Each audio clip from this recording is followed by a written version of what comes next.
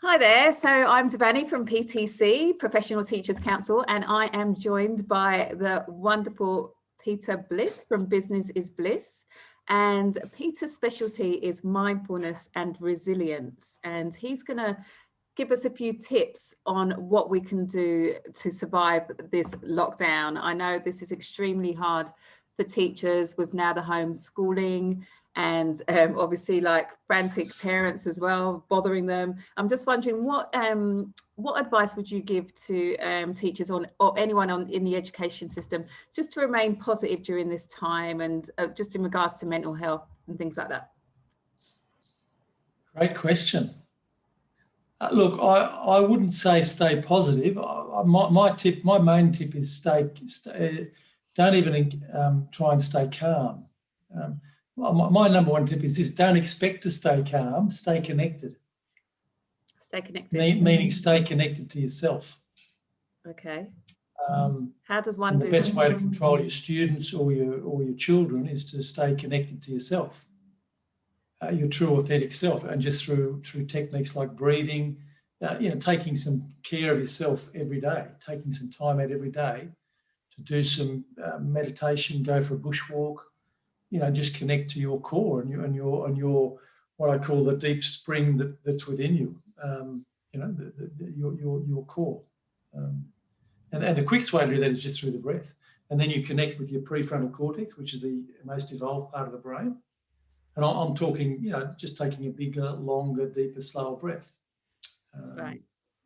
And just centering yourself and in the middle of this, in the middle of the panic, in the middle of the overwhelm, in the middle of the anxiety, just keep breathing. It's like if you stay centered and grounded and present in the midst of all the drama, then you're in control.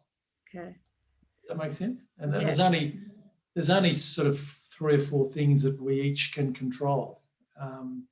One of them is our perceptions of what's happening, and most of what's happening with COVID is out of our control, unless we're in a position of power or influence, or a medical leader. We're not making decisions about what the rules are. So we can control our own stress levels, which is our responsibility. Right. By the first thing is our perception of what's happening around us.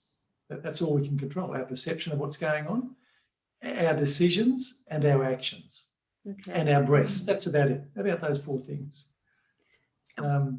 What do you do in the morning? Because I know you're always calm. You're always calm. Every time I see you, you've just got this great aura and energy. Talk us through what... Well, look, I work hard at it. Okay. So, I lost all my work myself when COVID started. So, look, I wasn't calm one morning at 3 o'clock when all the leaders were telling me to stay calm, and all the experts were saying, stay calm, stay calm. I was stressed. I was a bit anxious. I was a little bit overwhelmed. I'd lost all the work, heading, 3, 6, 9 months out. I'm a small business. And but I was getting up every morning, to answer your question, and I do some, what I call, I guess it inoculates me from stress. I do some breathing, I do some meditation, I do some yoga, I do some qigong, and then I go for a walk in the bush. I'm lucky, I'm very grateful to live next to Lane Cove National Park. Right. And I go for a walk in nature, and that is a great way to just, again, center me, ground me, keep me present and connected to myself. Okay. Our First Nations people have a term called Dadiri. I mightn't be pronouncing that right, but Dadirri. And it's about the fact that not just First Nations people, but everyone in the world, 7.7 billion people, we all have what they call a deep spring within us. Some people might call it your soul, or spirit, or just and it's best to stay connected to that. Okay. And if you've got kids or you're teaching kids, then if they're in the drama, they're having a bit of an attack or something, then you have one foot in their stuff, but you keep yourself centered and grounded through the breath. Okay. Deepening the breath, lengthening the breath, slowing it down, closing the mouth, breathing in and out through the nose. And I practice that. The research suggests if only you just do 20 minutes a day, you're activating this part of the brain right behind the forehead there. It's called the prefrontal cortex. It's the most evolved part of the brain. You override the amygdala, which is the stress response. So I just took a deep breath then and I just felt like just more calm. It's that simple. It's that simple. Wow. And look, there's 3 types of breath, if you like. I have vodka breath, water breath, and coffee breath. Oh. So vodka breath is when you feel like you need a drink, if you're a parent, and you feel you want to take the edge off, and you want to put the brakes on. You know when you're driving and you're going into a corner and you want to just put the brakes on, and you think, oh, I'm going too fast. So when you feel like that, because stress is a feeling, that's when you do vodka breathing, which is shut the mouth and longer out breaths, shorter in breaths. So it's like sighing. So maybe 2 in, 4 out, 3 in, 6 out. It's that simple. That's what I call vodka breath, longer out breaths. And that activates the vagus nerve. That's the largest nerve in the body. It connects the brain through the front to all the organs in the body. Also activates the parasympathetic nervous system, which is the rest, digest, relax part of the central nervous system. So if you do just vodka breath for a little bit, you don't want to be drinking vodka all day, just for a minute or 2. And then once you've done that, you'll feel different. And then throughout the day, just do some water breaths, which is same length in, same length out. Okay. Deepening again, lengthening the breath. Maybe 4 in, 4 out. 5 in, 5 out. What's the coffee? And you want to be drinking water all day. And what's the coffee breath? Coffee breath. So when do you need a coffee? You need a coffee usually when you're a bit tired or a bit lethargic. In the morning. Yeah, in the morning, at 11 o'clock, at 3 o'clock in the afternoon. So it's the opposite of vodka breath. Okay. Longer in breaths, shorter out breaths. Again, mouth closed.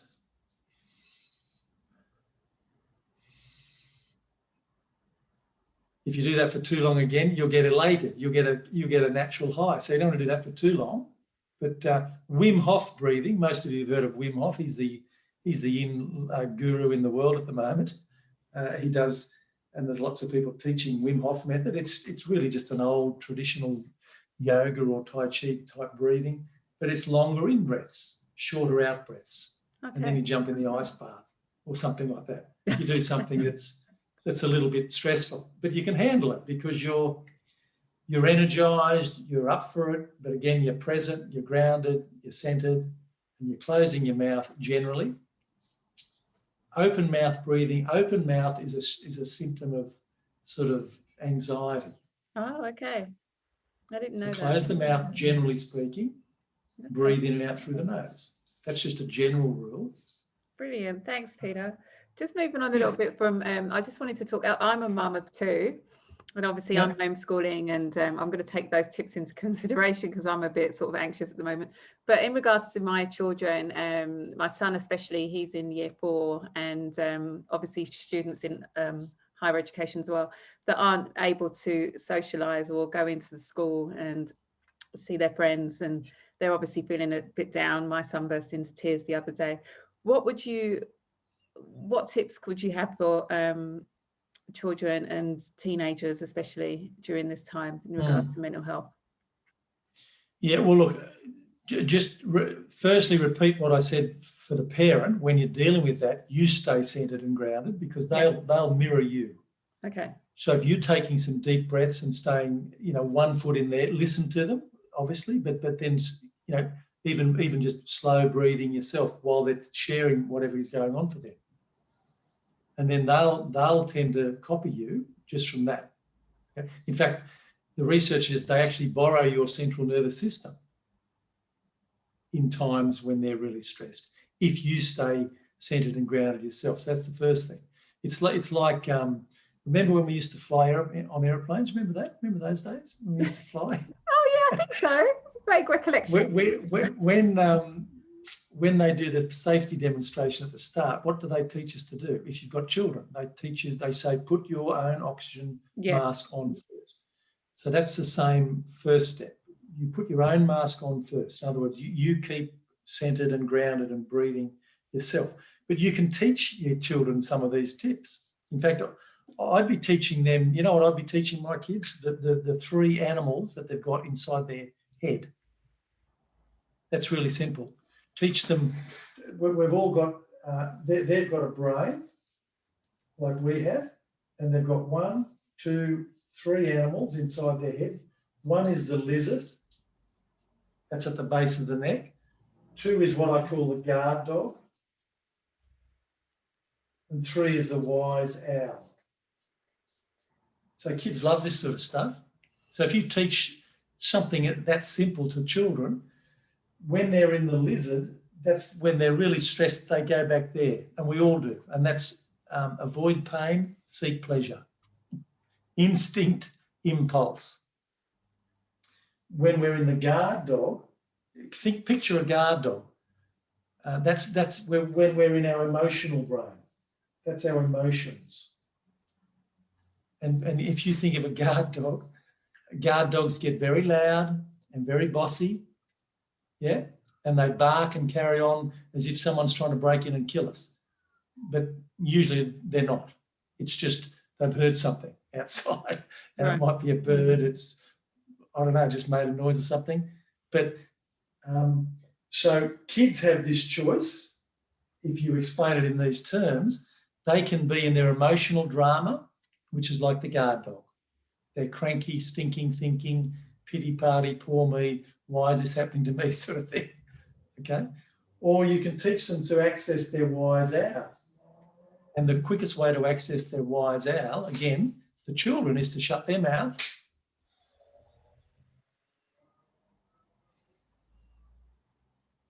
slow the breathing down, take a couple of bigger, longer, deeper, slower breaths.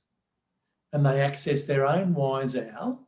And the more you teach them to access their wise owl, and call it that, the wise owl quietens down the guard dog. Okay. Otherwise, have a guess who's the boss? The guard dog. Or the lizard, which just wants to avoid pain and seek pleasure, which is just, I just want another sugar hit, I just want a Coke, another soft drink, I just want immediate gratification, I just want more likes on Facebook, I just want sugar, you know, blah, blah, blah. Wow. That's a great analogy. Okay? So that's simple enough for kids. Yeah. To understand. If you just tell them, look, you've got 3 animals inside your brain and you need them all. So it's not a matter of getting rid of one or the other. It's just a matter of them understanding and knowing, you know, when to sort of access them. Right. The guard dog and the lizard say this when we're scared. That they take over, you know, when we need them to. That's how the brain was designed. But we're not fighting bears anymore or fighting off, do you know what I mean? Sharks every day, which is why we've got those parts of our brain. Okay. Yet we all sort of, it's all based on our perception of what's happening in our life. It's fantastic. Thank you so much, Peter. That's going to be so helpful to me and to a lot of other people as well. I've never thought about breaking it down like that, and I'm going to try that tonight because my son's definitely the guard dog at the moment. So I'm definitely going to give that a try. And I know you've got some really great course, Finding Balance, on our website. So just talk us through that a little bit. Well, look, that's basically a program which is full of very practical tips and techniques. I think, in fact, I do a little talk on the brain in that. So there's a little video of that, me talking about the brain. There's some very cool and, you know, stuff that kids could do, like some meditation, simple breathing techniques. There's some Tai Chi, there's some Qigong.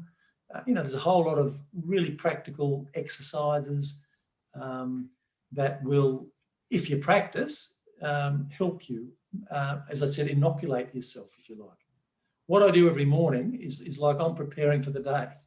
If I do my 20 minutes in the morning, it's like I'm ready for the day. I can handle anything. Right. And the brain needs exercise. Think of it as exercise for the brain. Like if you want to get physically fit, you don't just go to the gym once and you're fit. So it's the same with the mind. You've got to keep working. And a part of the mind I call attention. Mindfulness is paying attention. Right. The ability to just be in the moment, present moment, yeah. and pay attention. Yeah. I think that's the greatest skill you can learn yourself, and you can teach your children, just to be independent and content and fulfilled in this moment right now. Right. Okay. It's a gift. It is hard. I know mindfulness is, when you're losing your keys, you keep just putting things down and you don't remember where you put them and you're just not in the moment. And then you're just stressed and, all that. Yeah. I really struggle with mindfulness because I'm always like running around, and that's something that I need to try and work on. What's that? Here's a visual to help you. This is where a lot of us, our kids and ourselves, we spend, this is a snow globe, obviously, and I'm just shaking it up. Yeah. And the snow represents our thoughts, our busyness. And a lot of us every day are just busy in our head. And we have a mind which is full of thoughts. We get 70,000 about every day. It's about one every second. And a lot of us just go from thought to thought, just busy, busy, busy. But if we take the time, as I said, if you can see what's happening now, if we take the time every day just to practice what I'm talking about, just to breathe, be still, access our deep spring within us, what happens is the thoughts settle and we sort of reset ourselves. It's like if any of you have a swimming pool, it's like backwashing the pool, getting rid of all the crap, and it's just you get clarity again, and then you can start again. And that's sort of true resilience.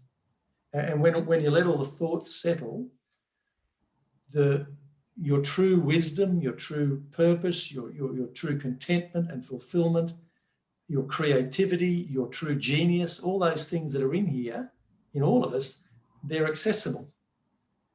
When you access that wise owl, that's the wise owl. That's what a wise owl looks like.